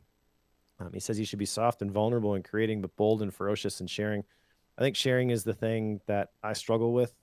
It sounds like reading this chapter, I'm not the only one who struggles with this. Right. But recognize that you're not your work, going back all the way to chapter 1. So what you make is not, your identity is not tied to that. And that you're never going to make everybody happy. And then combine that with the fact that mistakes are part of the process. That means you did something wrong. It doesn't mean that you are wrong. He shares a really hilarious story, by the way, in this chapter of when he's a kid at a wedding and he intercepts the tossing the bouquet and everybody's laughing at him because he like makes this big diving catch in front of all the ladies and holds it up triumphantly because he's like, "Oh, this is a game I just won," doesn't realize what just happened. Right. But I the big thing for me from this chapter is enthusiasm is more powerful than confidence. So that is the thing I need to work on when it comes to sharing. Is even if I'm not confident in the things that I am creating, I can still share them with enthusiasm, believing that I'm making these in order to build my community and help people like me, people who are struggling with some of the same things that I've struggled with. That I can get on board with. Just telling me, hey, be confident when you share stuff. Yeah, I'll try. But when you say be enthusiastic in sharing stuff, okay, that I can do. Yeah. Yeah. As long as you're genuine and you're excited about it, like the rest of it just kind of comes along for the ride because people, generally speaking, are willing to go along and they can see your heart behind it, whether we'd like to admit that or not. You can tell when people are faking their way into marketing and when they're genuinely excited about something that they're releasing. Like you can tell the difference. You really can. So don't do the former, do the latter. Right. There's one additional part of this book called Read This Last, at least in my version there was, where he tells a sad story about somebody that he connected with who died in an avalanche. And I guess that's a whole story that we missed in the beginning. He actually got caught in an avalanche, but he Right. survived it. So he tells this story at the end of the book of this person that just loved life and was very creative and got caught in this avalanche and ended up dying, and kind of uses that as a way to instill this feeling in you that life is short. You don't know how much longer you've got on this earth, so you better start creating. And I'm doing a bad job of communicating it. He did a much better job. There is a very strong call to action at the end. Like, you really need to create this thing that's inside of you because you don't know how much longer you're going to be able to do it. And if you don't do it, you're robbing not just yourself, but the world of your contribution. I feel like it's a very effective way to end the book. Yeah, I would agree with that. Basically, it's a story to encourage action and not just complacency. It's like, I don't have time to create. Like, no, you do. You just gotta be willing to give up something to do it. Generally Yeah. speaking, whether that's It's always going to cost you something. right, whether it's giving up watching a football game or giving up going out for dinner. Like, you know what I mean? Like that's a bad example, but you get my point. Like you can make the time if it's really that important to you. You can make the time. Yep, exactly. All right. Action items. Let's do it. All right. So I've got two of them, and I think I mentioned both of them already. The first one is I want to identify when I am going to create, and I've kind of already been working on this, but I want to create a schedule, and I will consider this complete when I have actually been able to follow through on that schedule. But I have been thinking about this, and I'm excited about I'm optimistic about how I'm going to be able to slot this into my day. And the other thing I want to do, and this is kind of related, is create my prompt for the next day before I leave. I've got my index cards right here. And so I actually have been using the Ugmonk analog to write out my 5 tasks that I'm going to be working on today. And I'm doing that not on the cards that come with the Ugmonk analog, though. I think I shared with you, I went through a big long search after talking to Patrick Rohn on Focused to find some fountain pen friendly index cards.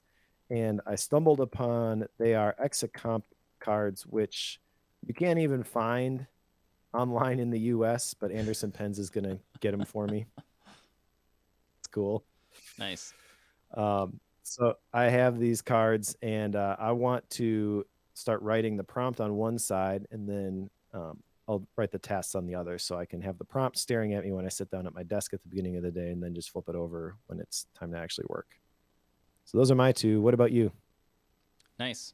I I have two as well. I have one, I'm trying to like automate all of these small things to try to make those a little less of an issue. So that way I can actually get through things. So that's one thing.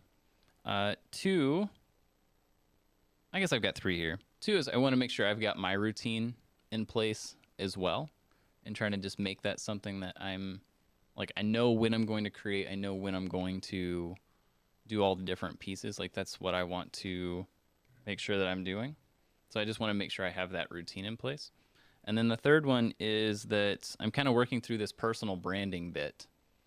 And that's something that I know I feel like I've struggled with it in the past.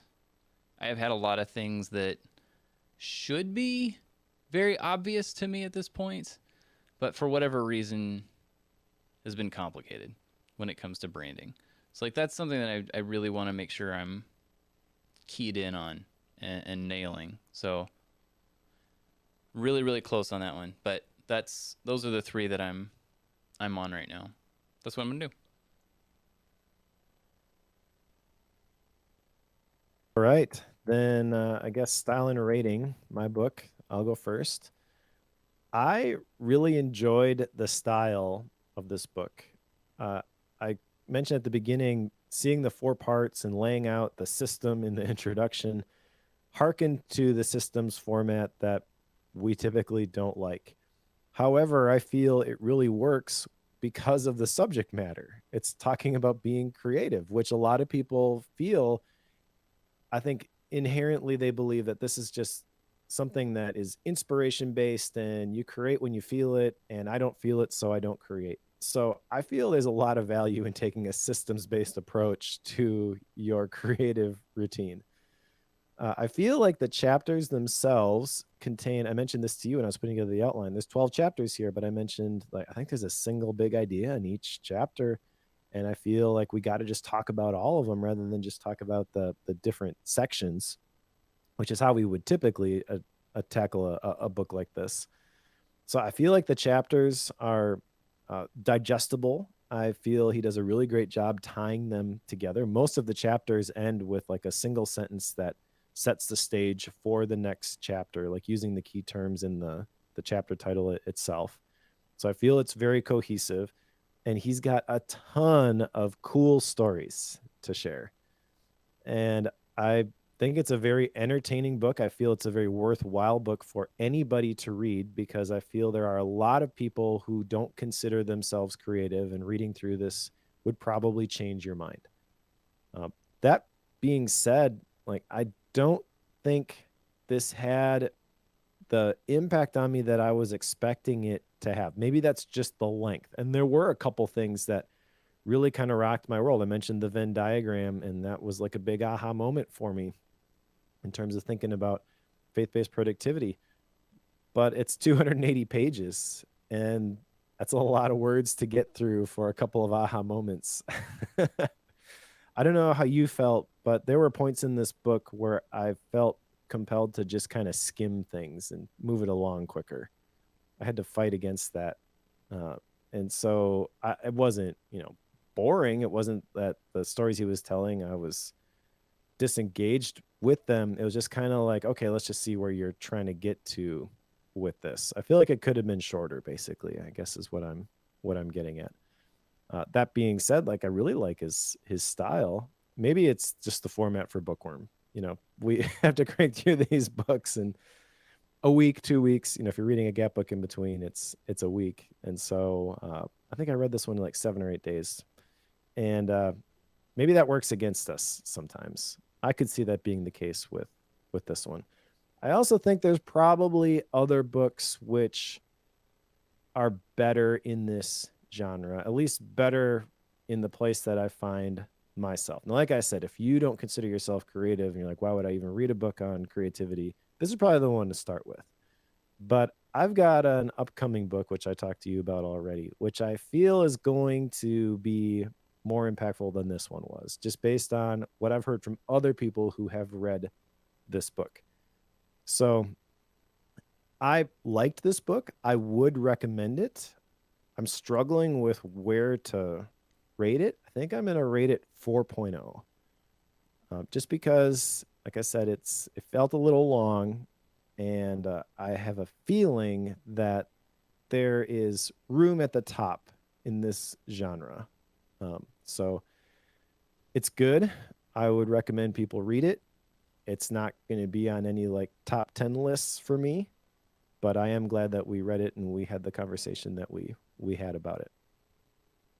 Sometimes I feel like a book is almost worth more in the conversation you get to have about it afterwards, at least for us. Like Yep. there are a lot of times we go through a book and it's like, okay, I'm really looking forward to talking to Mike about this, because like that's how I process things. Like, you know, thoughts disentangle themselves over lips and pencil tips. Like that's the thing that I've kind of held on to, and I've yet to see that debunked. But whenever I write out my thoughts on it, that's one way of doing it. But the other one that seems to work really well is just talking to somebody about it. And I feel like in this case, I know that I gleaned quite a bit from this book reading it on my own. But I feel like going through this recording, I feel like I've been able to synthesize some of my thoughts on it quite a bit more. And this is definitely that type of book for sure. And I think there's a lot of gold in this. You know, like you were talking about the Venn diagram. To me, honestly, that pyramid, that creative pyramid, made a lot of sense. I hadn't really thought about the whole mindset, habit, goals, consider it a direction or mission, whatever you want to call it, at the top. And like whenever you have those in place, like I haven't really processed that creative world in that way. So I'm grateful for some of those takeaways. And I've got, you know, if you look at some of these action items that both you and I have down here for what we're going to take on, like these aren't necessarily small things. Like these are fairly large endeavors to take on. Like when you think about the ramifications and the 2- and 3-fold results from what could happen from these action items, like it's quite large. These are not just I want to go on walks in the morning. Like these are definitely some big tasks. So I don't want to downplay the book too much because of that. That said, you're absolutely right. Like he's got some interesting stories in here, but I didn't find myself like totally engrossed in them because they were so short. He had like there's lots of stories, but they're like not even a paragraph long sometimes. And because of that, it was hard for me to stay connected with him, because especially in the first, you know, couple parts there, it's like, okay, you're about to lose me. And like it was kind of hard to stick with it. Now, I don't know if that's because you and I understand creativity quite a bit. I feel we've thought through how to do a creative endeavor a lot, and this is kind of reiterating those things, and that's okay. It just means that we're probably not the best judge of the book because of that, because we have our own preconceived notions and could probably write half of this book as well. So we haven't. He did. So here we are. And, you know, all of that said, like, I feel like it could be very helpful for somebody who's brand new to the creative world or wants to start making something regularly. Like, this could be very helpful as a base if you've never thought about this or never read up on it at all. It could be very good in that. If you have a background in it and you've understood, like, you need to be consistent. You've got to be, you know, routine based. Like, if you understand some of those things about creativity, you're probably going to have the reaction we do, in that, like, there's some gold in here, but there's, like, a lot of, like, why is this 280 pages? Like, that's probably the reaction you're going to have with this. So all of that said, I think you rated it absolutely correctly. Absolutely correct. I'm going to put it at 4.0 as well. I think you're right. There's some headspace where you could do better than this. But at the same time, I think there is a lot of good in this. So again, if you're interested in taking on a creative role or an endeavor of some kind, a side thing, this could be a good jumping off point for you, for sure. All right, so let's put this one on the shelf. What's next, Joe? Yeah, so the next one up, I'm kind of excited about, like, genuinely, Yes to Life by Viktor Frankl. And for as much as we've held up Man's Search for Meaning as like this doesn't equal a 5.0 because it doesn't add up to Man's Search for Meaning. I would love to know if that's Viktor Frankl or if that was just that particular book.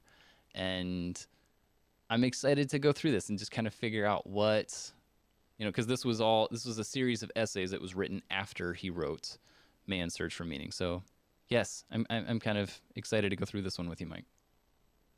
I'm excited to go through it too. I've had it for a while, but I haven't read it. Yeah. I don't know why. So, yeah, we're going to read that one next. And then after that is the book that I foreshadowed, The Messy Middle by Scott Belsky. And I have heard from so many people that I admire creatively that said that this book is amazing. Yeah. It's also very long. It's like 380 pages or something like that. I mentioned to Joe, it's kind of in between the current book, which Creative Calling is 280 pages, so it's not a short book, and Paid to Think, which is ginormous. I can't believe we actually covered that book. But this one's kind of in between that, and it is going to take a while. So I wanted to ask you before I sprung it on you. I will mention if you're going to read along with us, you're going to want to start this one a little bit early. I appreciate you not just springing it on me. I'm going to make up for it after that, I think, with a Yes. super short book. Yeah. So, all right, you got any gap books? I don't. For some reason, this book, Creative Calling, it took me a while. I don't know why that was. It took me a lot longer than I was planning, but yes. So no, I do not. You? I do. I actually read this one already. I read The Coaching Habit by Michael Bungay Stanier. I don't know how you say his name. It's a great book, though. It's about asking better questions when it comes to coaching. And this is not just like I used to think of coaching as like productivity coaching. I'm realizing that coaching actually is an essential leadership skill.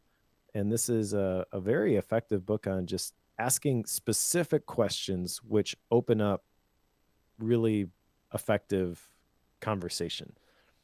It is kind of crazy how simple it is in its approach, but I can totally see how this works, and I've actually started applying some of this in my life already, and it's really, really good. So I would definitely recommend this one. It's a pretty easy read if you are interested in upping your leadership game. All right. Thank you to everyone who has tuned in for this episode. Thank you specifically to the folks who have joined us live. Always some cool conversation on the YouTube chat when we do that. And a special thank you to our Bookworm Club premium members who are willing to support the show financially. $5 a month, $50 a year to keep the lights on. We really appreciate all of you. If you want to sign up, you can go to bookworm.fm/membership and you get a couple of perks. I do my best to upload all of my MindNode files. There have been a couple times where I've been a little bit behind. Eventually they do all get up there though. And so there are PDF and MindNode files, so you can edit them yourself if you use the MindNode app. And from all of the books that we cover and a bunch of the gap books that we cover, I upload those as well. So those are all there. There's also some gap book episodes that Joe recorded back in the day. There's a Bookworm 4K wallpaper that I created. But the big benefit you get is our undying gratitude. We really do appreciate the people who are willing to help us keep the lights on here. We outsource the editing. You help us buy some of the books. I mean, this is not going back to the thing about like your work versus your art. This is definitely art for both Joe and myself. And so every little bit helps, and we really do appreciate everyone who is willing to support the show financially. Absolutely. We love you. And if you are one of those who reads along with us, you know to pick up Yes to Life by Viktor Frankl, and we'll cover that in a couple of weeks.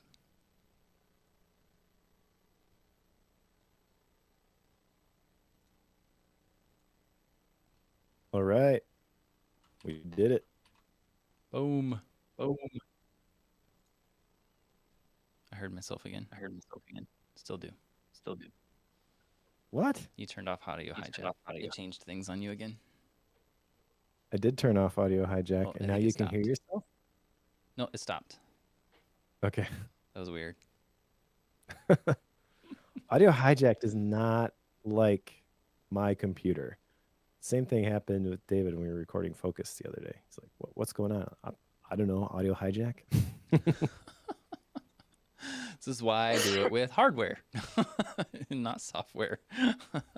Yeah, well, I do have the hardware too, and I had to save my bacon more than once. It's just so convenient with audio hijack. Yeah. There's actually a new version of audio hijack coming out any day now. They've been teasing it on Twitter. Hopefully Teasers. that will fix some things. Cool, All cool. right. All right. Anything else you want to tell folks before we say adios? I think I'm good. Thanks, world. Catch you next time. Bye, all. See ya.